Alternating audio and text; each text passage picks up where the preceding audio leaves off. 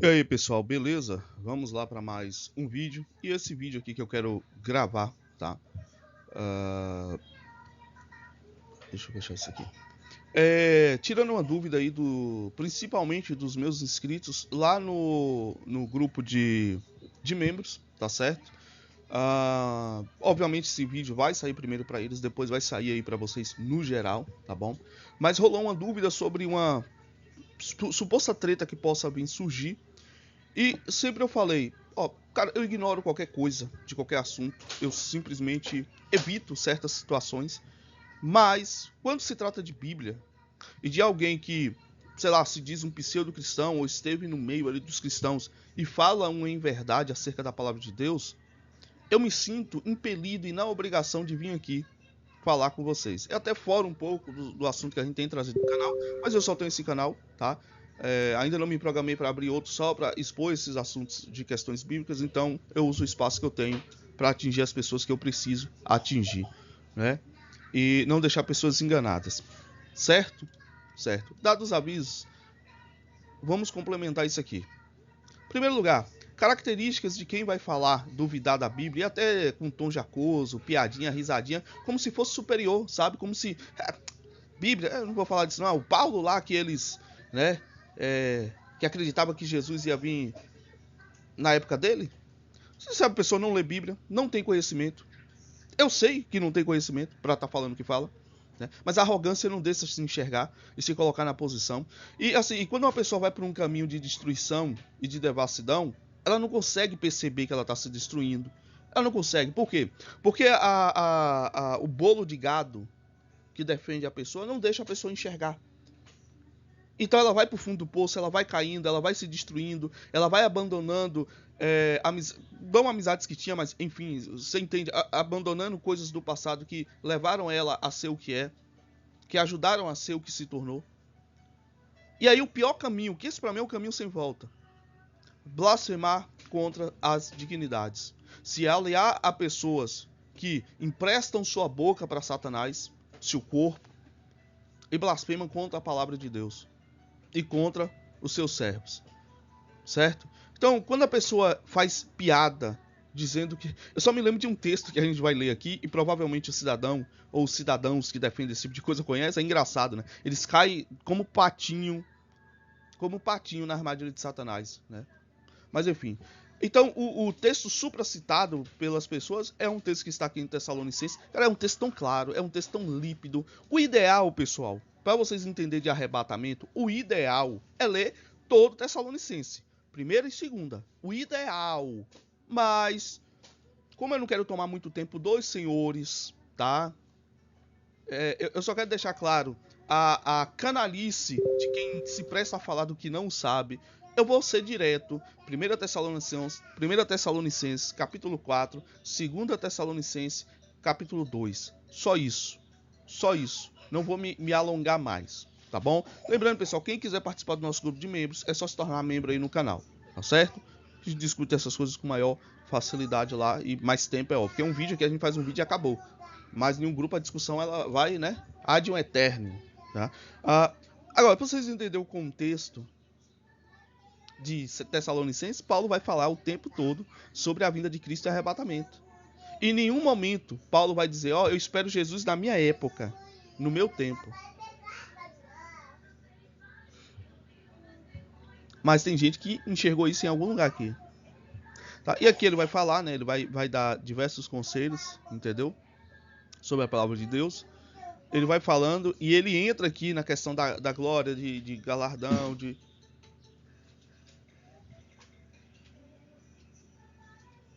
Menina aqui me tá a cabeça no. Vai brincar com o Neto, vai. Chama Neto, chama. Vai lá. Chama Neto. Deixa eu ver a cabeça aqui. Calma aí, pessoal, um minuto que a menina bateu a cabeça, não. Foi o quê? Bateu? Foi? Foi. Vai lá falar com o Neto, vai. Vai. Vai que eu tô gravando aqui, vai. Tá bom. Tá, aí vocês leem aqui. Mas vamos pro 4 aqui logo. Tá.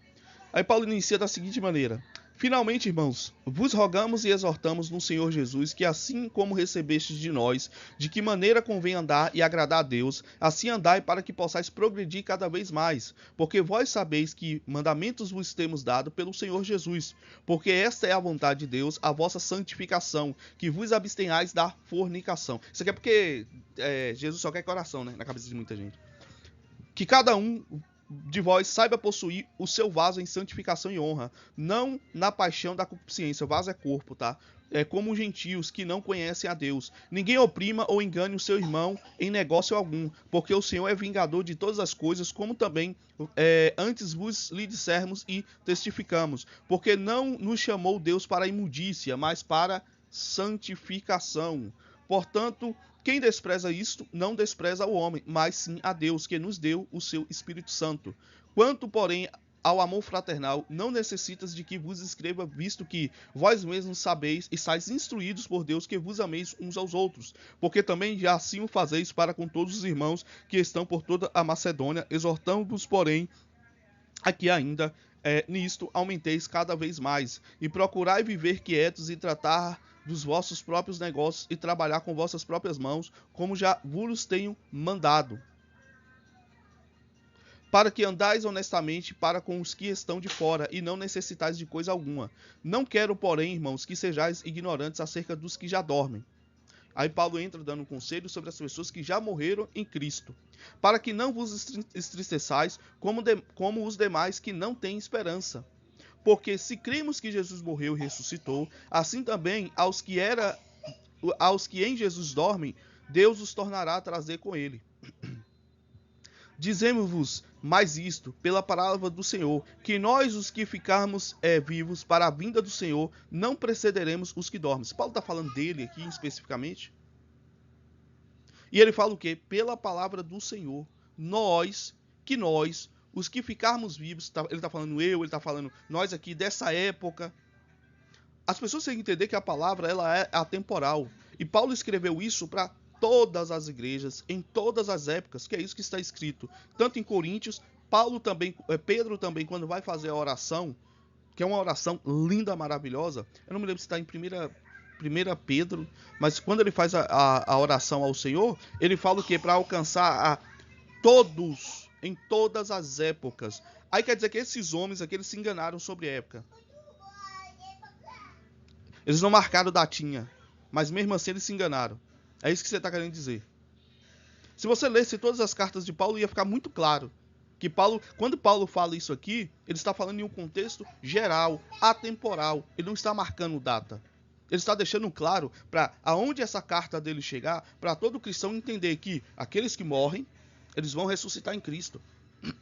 Quem morreu primeiro? Pedro, ou Paulo ou João? João também se enganou, não é isso? Porque João vai falar da mesma coisa lá em Apocalipse. E João morreu depois de Paulo. Bem depois. E escreveu o Apocalipse depois de Paulo.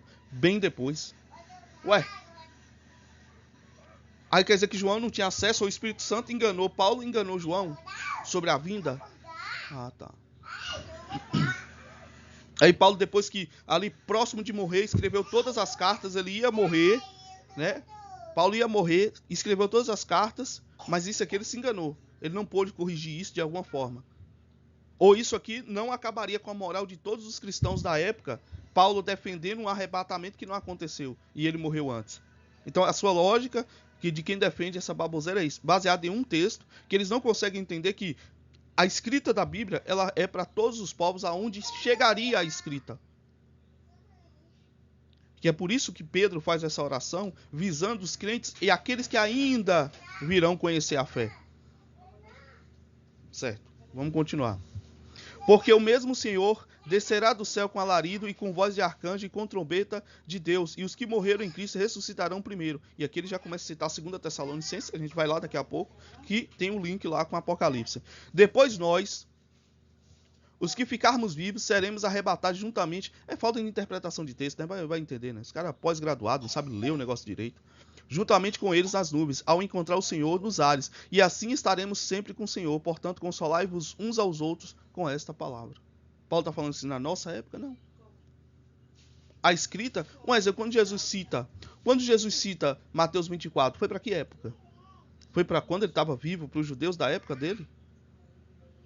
Vamos dizer também que o que Jesus falou não aconteceu na época dele, portanto é errado, né? Porque Jesus dá as mesmas previsões. Tá certo.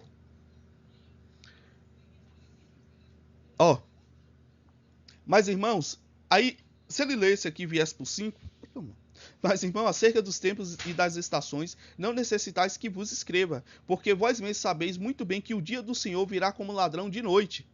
Como é que Paulo esperava, se ele não sabia o dia exato? E ainda ele fala, irmãos, não se preocupe com isso, tá? Ele termina falando da vinda do Senhor e fala, não se preocupe, porque o dia do Senhor virá como ladrão.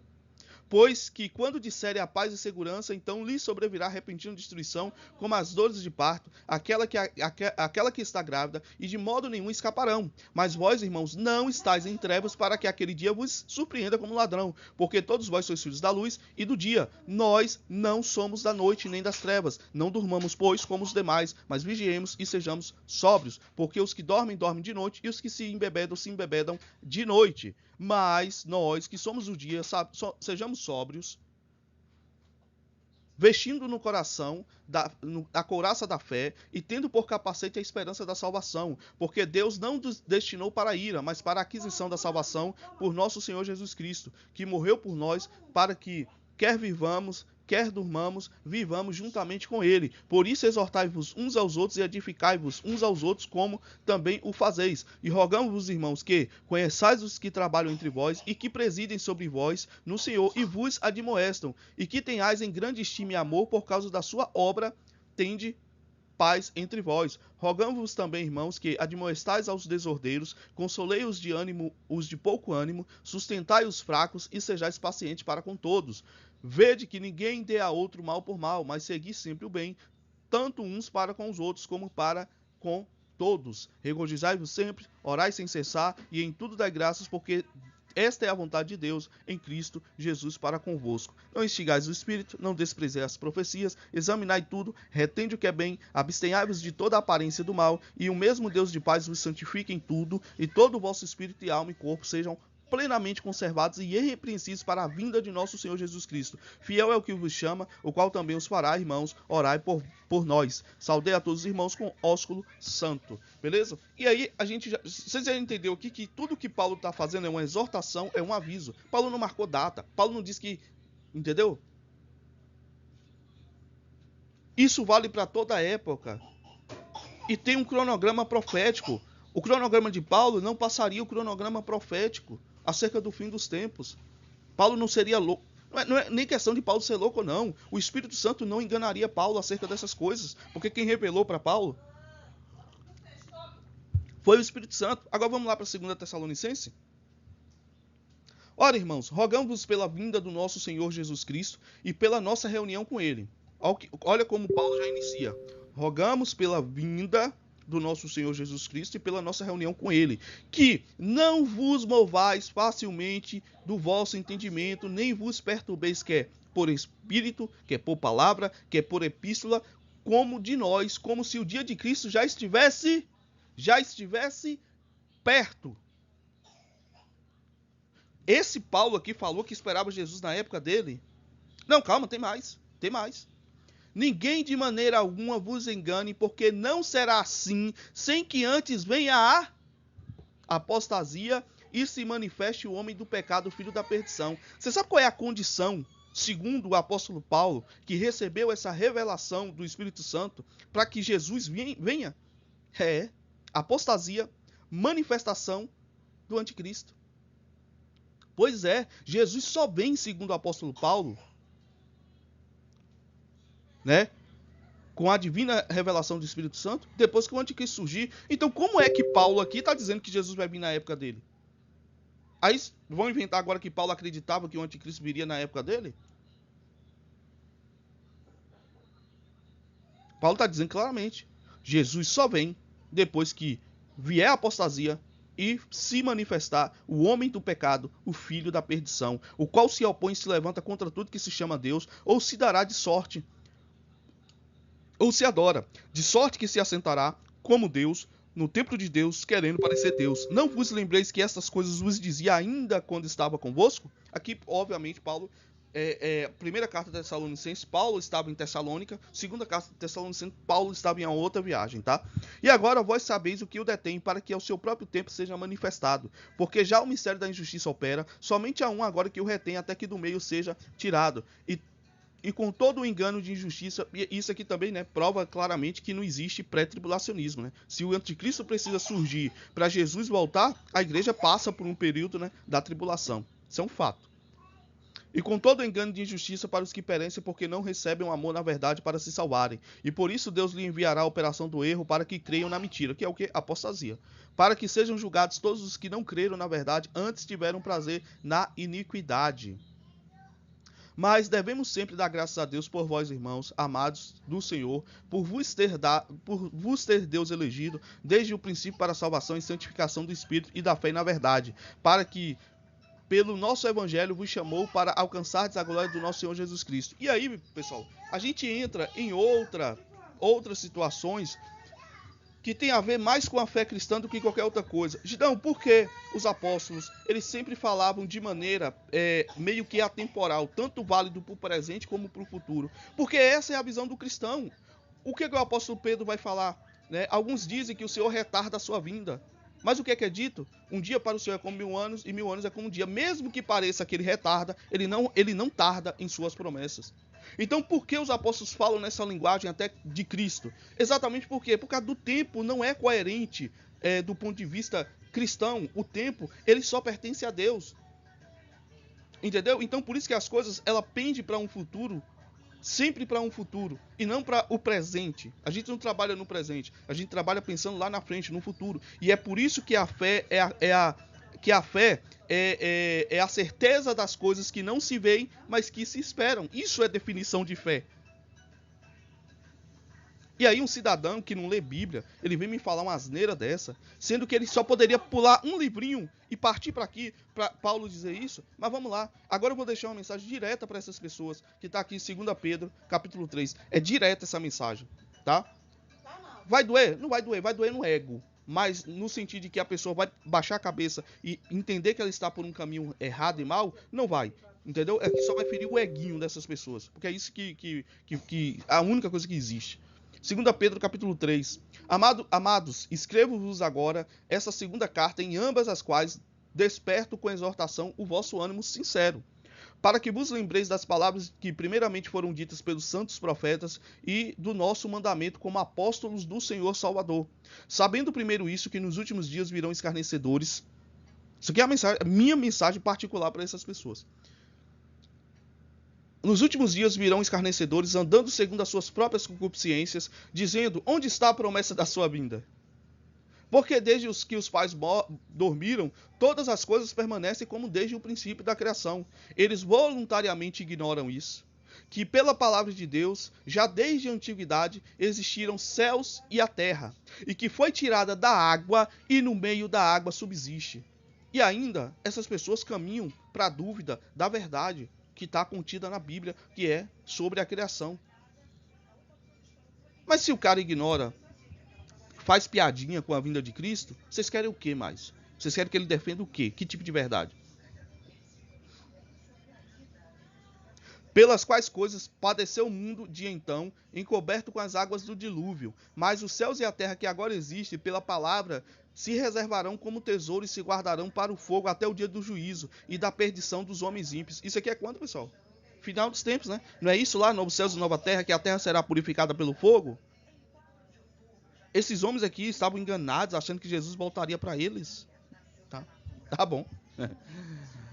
O Senhor não retarda a sua promessa, ainda que alguns tenham por tardia, mas é longânimo para conosco, não querendo que alguns se percam, senão que todos venham a arrepender-se. Mas o dia do Senhor virá como ladrão de noite, no qual os céus se passarão com grande estrondo, e os elementos ardendo se desfarão.